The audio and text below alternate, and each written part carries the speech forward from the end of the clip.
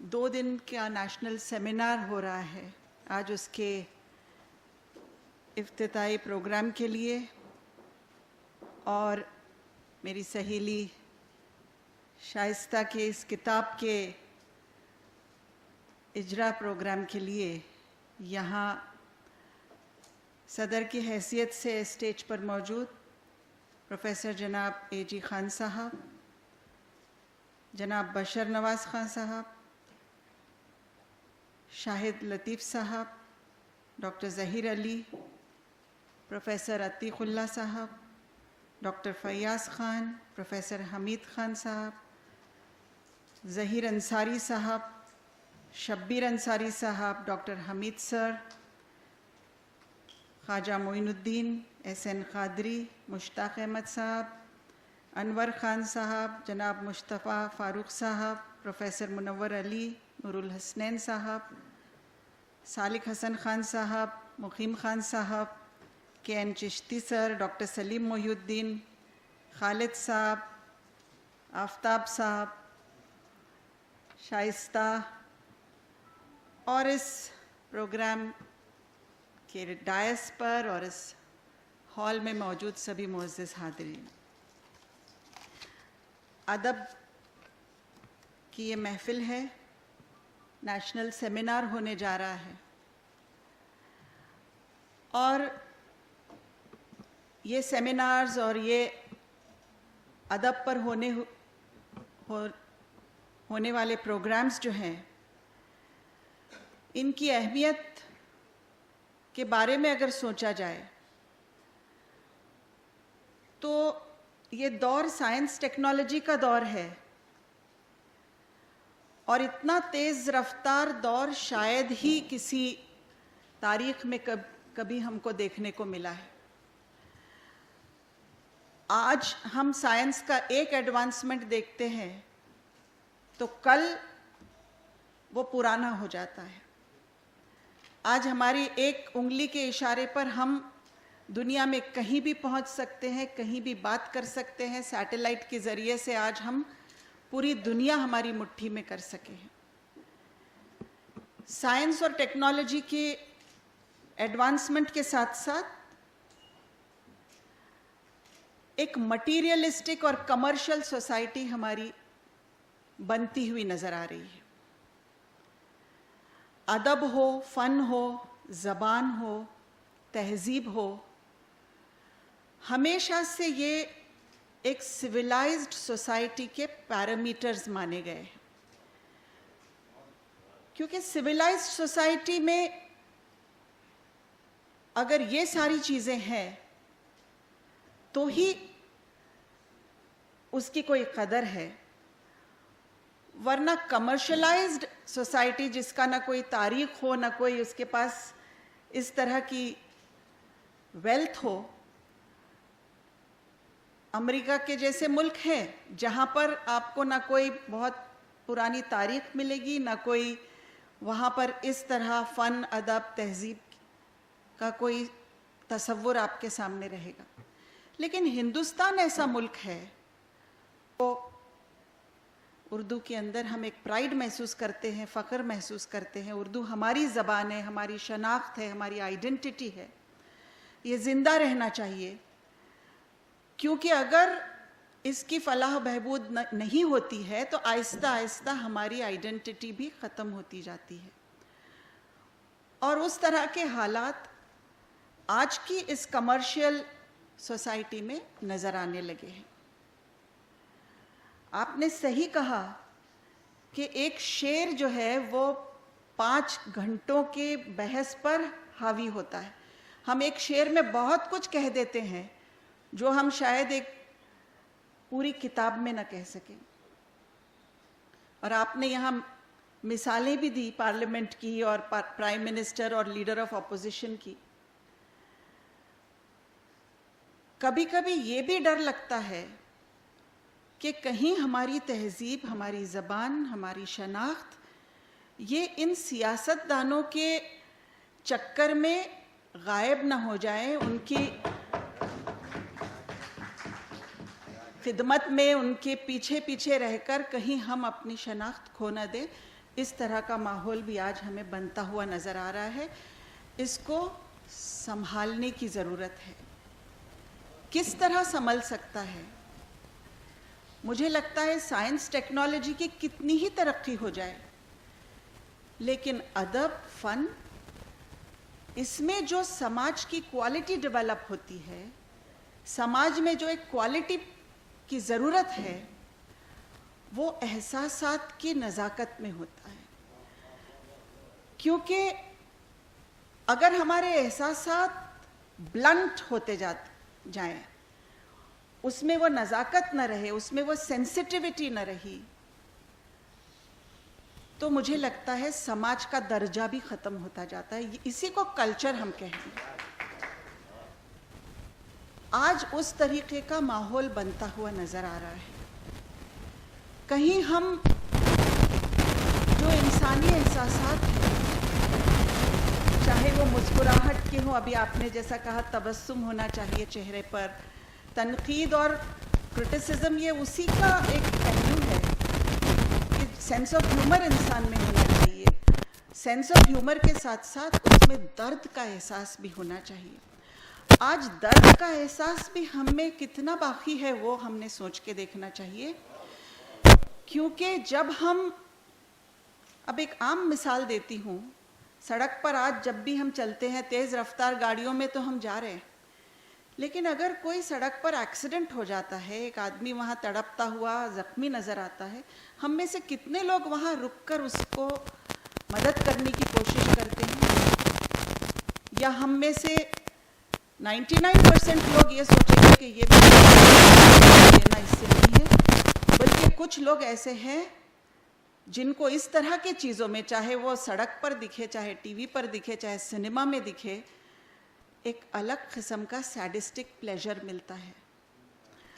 और उसकी वजह से आज ये हमारे एहसासात की नज़ाकत ख़त्म होने की वजह से आज हम ये देख रहे हैं कि मीडिया में सारी बुरी चीज़ें, यानी इलेक्ट्रॉनिक मीडिया की बात कर रही हूँ मैं, जहाँ किसी का मर जाना, किसी का कट जाना, किसी का और कोई गलत काम हो जाना बार बार दिखाया जाता है, बार बार दिखाया जाता है, जैसे कि हमारे पास यही हो रहा है।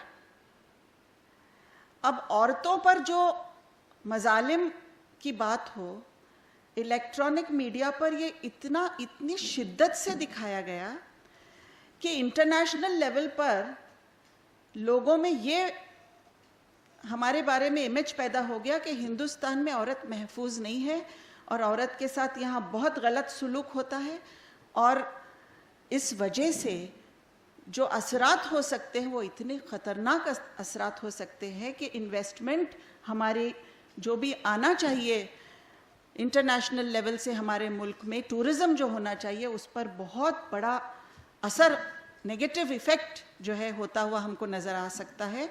क्योंकि इस तरीके की जो प्रोजेक्शन बार बार ये क्यों होता है? ये प्रोजेक्शन, इसकी वजह क्या है? हम उन इलेक्ट्रॉनिक मीडिया के लोगों को हम ब्लेम नहीं कर सकते हैं। ये वो दिखा रहे हैं जो हम देखना चाहते हैं, और हम देखना इसलिए चाह रहे हैं कि हम उसमें एक सुकून महसूस कर रहे हैं। किसी को तकलीफ में देखकर, कुछ गलत काम होता हुआ देखकर हम ज़्यादा देखने के लिए अट्रैक्ट होते हैं बनिस्बत इसके कि कुछ अच्छा काम दिखाया जा रहा है, कुछ सबक आमोज़ बात कही जा रही है। कौन देखता है उसको? हम वही देखना चाहेंगे जो बुरा है, जो गलत है, जो वायलेंट है, जो वल्गर है। समाज वो देखना चाहता है, इसलिए हमको अपने मीडिया से वो देखने को मिलता है। अदब के ज़रिए से, लिटरेचर के ज़रिए से इसमें तब्दीली लाई जा सकती है, समाज के मिजाज में तब्दीली लाई जा सकती है, क्योंकि ये ही एक फील्ड है जिससे हम आहिस्ता आहिस्ता मोहब्बत, काइंडनेस ये ज़िंदगी में पैदा कर सकते हैं। सेंस ऑफ ह्यूमर, मुस्कुराहट, समाज की अच्छी अच्छी बातें, अच्छे अच्छे वैल्यूज़ ये पैदा हो सकते हैं, बशर्त ये कि लोग पढ़ें। क्योंकि आज रीडिंग कल्चर बहुत कम होता जा रहा है। और उर्दू पढ़ने वाला भी समाज तबका बहुत कम होता जा रहा है।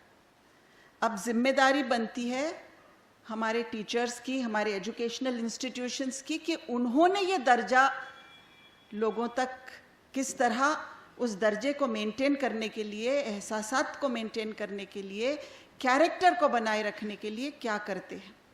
इसके लिए हमारे टीचर्स को, हमारे करिकुलम को इस तरह होना चाहिए कि जो समाज में सेंसिटिवनेस पैदा कर सके। मुझे लगता है कि हर आदमी यहाँ मुझसे मुत्तफिक होगा कि आहिस्ता आहिस्ता एक जेनरेशन था जिसमें हमको ऐसी तहजीब के लोग नज़र आते थे जो अलग थे, जिनको देखकर दिल से रिस्पेक्ट होती थी कि ये कुछ ऐसे इंसान हैं जो सच में रिस्पेक्ट के काबिल है, जिनको देखकर हमारे अंदर एक बात पैदा होती थी कि ये कुछ, वो नगीने आज आहिस्ता आहिस्ता कम होते नजर आ रहे हैं। आज हम नज़र दौड़ा के देखते हैं तो ऐसे लोग बहुत कम नज़र आ रहे हैं, क्योंकि जो हमारे अंदर के जो नेगेटिव फोर्सेस है वो ज़्यादा उभरते हुए नज़र आ रहे हैं, ऐसा मुझे लगता है। विलियम वर्ड्सवर्थ ने कहा है, इंग्लिश लिटरेचर का एक बहुत मशहूर पोएट विलियम वर्ड्सवर्थ ने कहा है, the best part of a good man's life are his little nameless unremembered acts of kindness and love. Kindness, love के ऐसे छोटी छोटी चीज़ें जो छोटी सी हैं, अनरिमेंबर्ड है, जो कोई महसूस भी नहीं करता है, जो बहुत मशहूर भी नहीं होते हैं, जो वही एक्ट्स ऑफ काइंडनेस है जो उस इंसान की गुडनेस के लिए जिम्मेदार है। उसी गुडनेस की तरफ हमको जाना है, ऐसा मुझे लगता है। सरकार पर सब कुछ छोड़कर नहीं चलेगा, क्योंकि सरकार, मुझे लगता है सबसे अच्छा जरिया समाज की तब्दीली लाने का अदब ही है।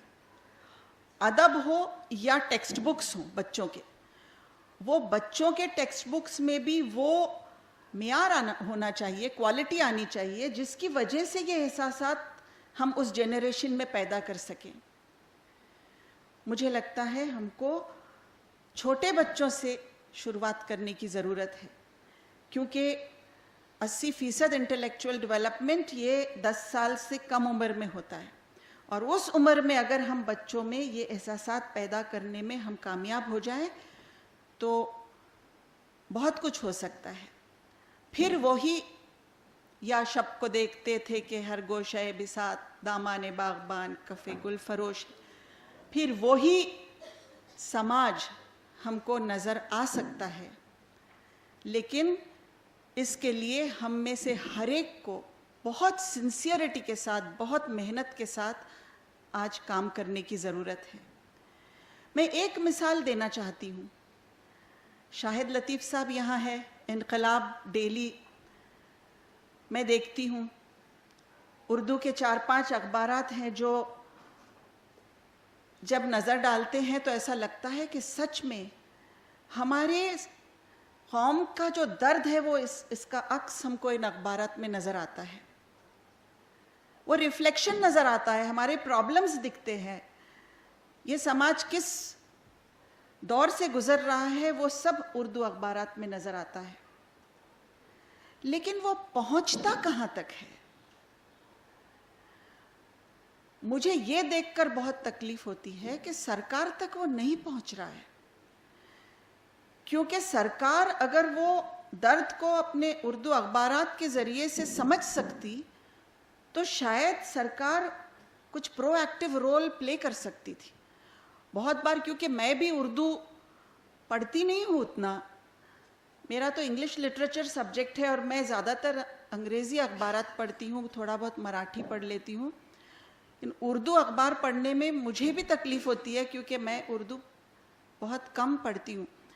और इसलिए कभी कभी जब मुझे कोई बताता है कि मैडम देखिए ये न्यूज़ है, और किसी भी मराठी अखबार में ये न्यूज़ आई नहीं है, किसी भी इंग्लिश अखबार में कहीं इतने से कोने में कहीं छोटी सी आपको एक न्यूज़ नज़र आएगी कि जो जिस हेडलाइन को आप आपके उर्दू अखबार में देते हैं वो हेडलाइन हमको मराठी अखबार में नज़र नहीं आती है, टीवी चैनल पर नज़र नहीं आती है। हमारा मसला छोटा सा एक कोना पकड़ लेता है कहीं पर, जिसको ना कोई पढ़ता है ना कोई उसकी दखल लेता है।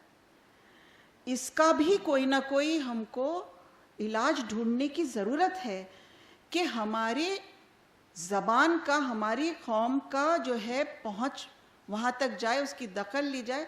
हमको अपने उर्दू से कहीं ना कहीं लिंक करना पड़ेगा मराठी मीडिया या जो ज़बान और लोग जानते हैं, और उस तरह के हेडलाइंस के साथ अगर वो पब्लिश होता है तो शायद किसी के पढ़ने में भी आए। एक दो बार मैंने हमारे जो लीडर्स हैं उनके पास, पवार साहब के पास, चीफ मिनिस्टर के पास कुछ बातें उनकी तवज्जो उस पर दिलाई, तो उन्होंने कहा कि आप तर्जुमा करके मुझे दे दीजिए तो मैं समझ लूँगा कि वो क्या है। तो मराठी तर्जुमा कर कर मुझे खुद अपने पर्सनल ऑफिस से उनको देना पड़ा कि ये कह रहे हैं उर्दू अखबारात।